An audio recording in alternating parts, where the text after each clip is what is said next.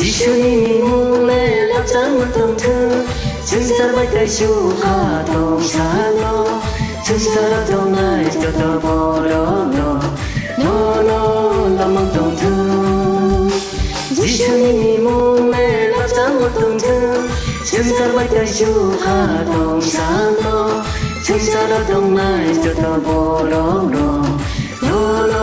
lam tông thơ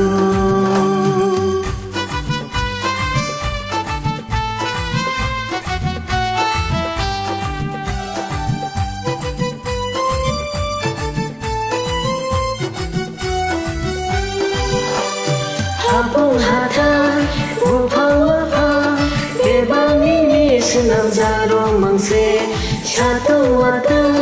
Terima kisah Bebang ini senang jarong mangse Amo bebang o Ni mangse Amo bebang o Ni mangse Jisuni mule lap sang tông thơ chân sa bay tay chu ha tông sa lo chân sa lap tông ai cho tông bo lo lam tông thơ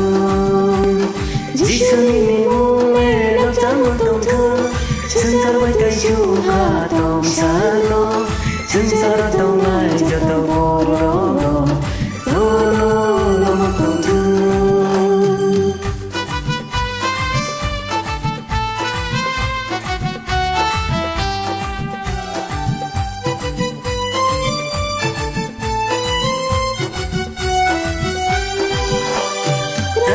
Bisa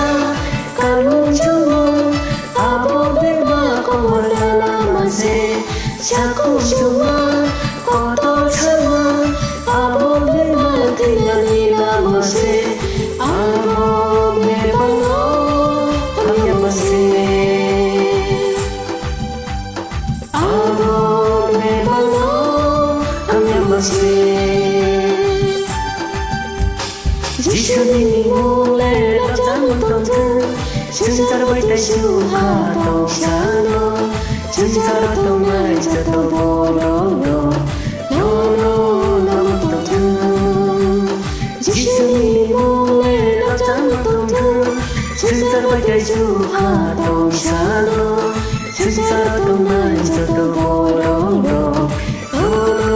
lam tông thơ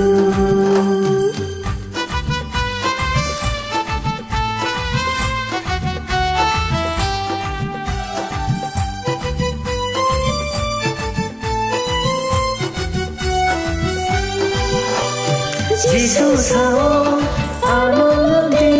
chàng đông chui mang đông đi ang nôi ya pa ang nôi chu ang khi se một thang ngày đi xa nay amo be balo đi mang se amo be balo đi mang se Jisuni mule lap sang tông thơ chân sa bay tay chu ha tông sa lo chân sa lap tông ai cho tông bo lo lam tông thơ Jisuni mule lap sang tông thơ chân sa bay tay chu ha tông sa lo chân sa lap tông ai cho tông bo lo